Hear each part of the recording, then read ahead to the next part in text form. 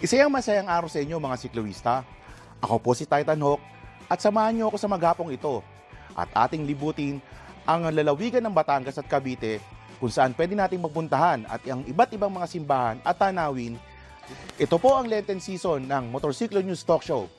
Halika na at ako inyong samahan.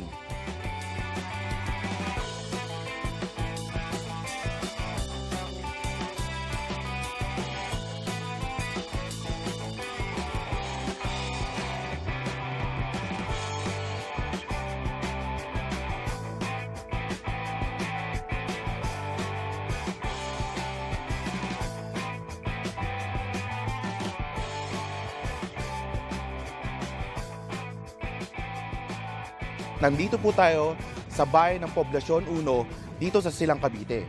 At nasa likod ko po ngayon ang simbahan po ng Silang kung saan po ang mahal na Birhen ng Candelaria ang makikita po natin. Simbahan ng Silang, or Our Lady of Candelaria Parish, about 37 kilometers from Bicutan where we started our journey. This church was established by Franciscan missionaries in 1595. The first church was built in 1603, but later rebuilt in stone from 1637 to 1639. Dedicated to the patronage of Nuestra Señora de Candelaria in 1604. The church's interior design was Rococo-influenced retables, and you can find this historic church at J. Rizal Street, Silang, Cavite.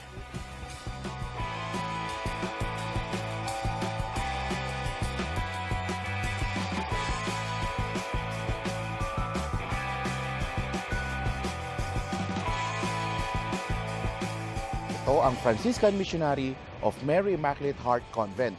Franciscan Missionaries of Mary Immaculate Heart Convent is a small church located in San Jose, Tagaytay. It is nondescript with its plain-looking architecture among the tall pine trees in the compound.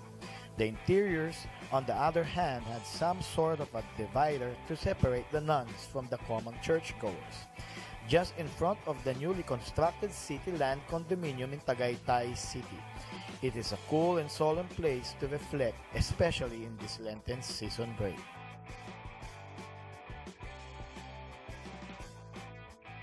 Hi Sikluista!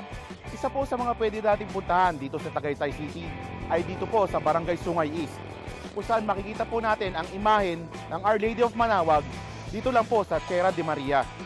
We then headed to another historic and beautiful place of worship in Tagaytay, Tierra de Maria, formerly known as Nuestra Señora del Santissimo Rosario de Manaoag, or in English, Our Lady of the Most Holy Rosary of Manaoag, who is known for the patroness of the sick. Many who was sick believed that they were cured by the lady. This church was originally located in Pangasinan, but this have the replica in Tagaytay is called Tierra de Maria Chapel and is the most visited church here in the Philippines in the 16th century by our very own Padre Juan de San Jacinto with the original image of the Lady. A traditional healing mass since 2004 was celebrated every Saturday. You will also find here the fish pond, where you can dip your feet in and have the fishes brushed against them for 100 pesos.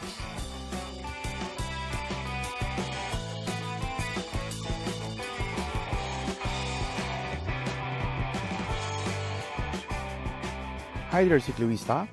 Nandito nga tayo ngayon sa Mayridge, Tagaytay, kung saan isa pa sa magagandang location ang pwede nyo puntahan ngayong Lenten season.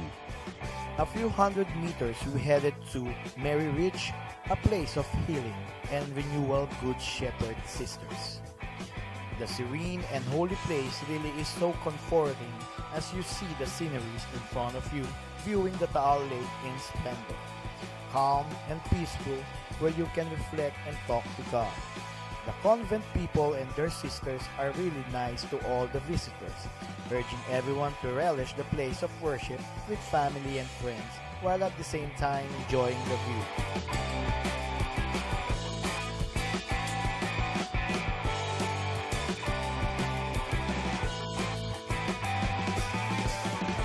Ito ang Our Lady of Lourdes Parish.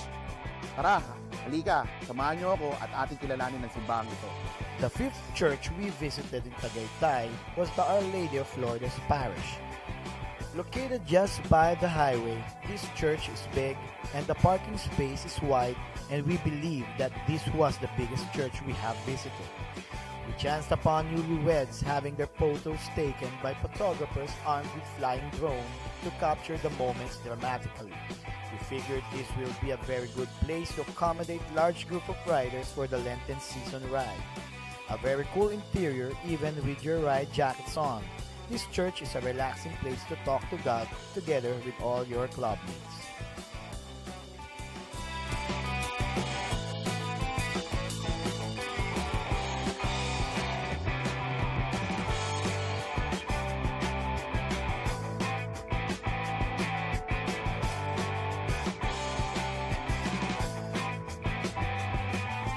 Hi, Ciclista! Nandito tayo ngayon sa isa sa mga kilalang simbahan dito sa Tagaytay. Ito yung tinatawag nilang Little Souls Sisters Chapel. So, halika, samahan niyo ako at ating tingnan ang ganda nito. We then headed for the Little Souls Sisters Convent. The chapel is located off Mahogany Avenue with its peach-colored theme. It really is refreshing both inside and feel. The church seats are soft and comfortable, and given the cool Tagaytay weather, this sure is a great place to visit this Lenten break. You can find a prayer request box where you can drop your written prayers on the available papers provided to you. The convent sisters will help pray for you. Great, right? Parking is also spacious and safe. You can also buy from the souvenir store where you can find religious items, ice cream, with some ice candies too. Love this chapel.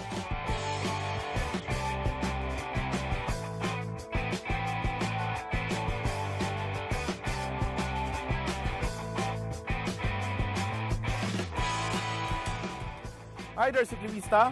Nandito nga tayo ngayon sa Barangay Sungay West, Tagaytay City, kung saan matatagpuan po natin ang isa sa mga kilalang simbahan dito sa Tagaytay.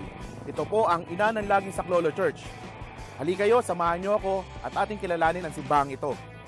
The last church we visited still here in Tagaytay was the Our Mother of Perpetual Help, Ina ng Laging Saklolo Church. It was said that this is the busiest church in terms of weddings. It sure is a beautiful church you need to visit while you're here in Tagaytay. The ambience is a mood of reflection and love and gives warmth to your spirit in the cold Tagaytay weather. Everywhere you look will remind you of peace and connection with God and nature.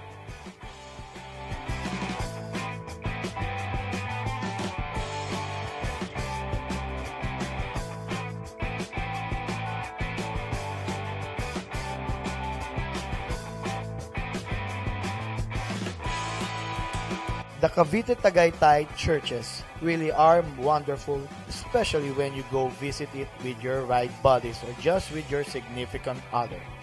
Remember, Cicloistas, that in this Lenten season, let us offer our time to the Lord and reflect on all the blessings He gave us through the years, especially to the safety He has given us through all the times we are on our motorcycles. Happy Lenten season to all of you, Cicloistas!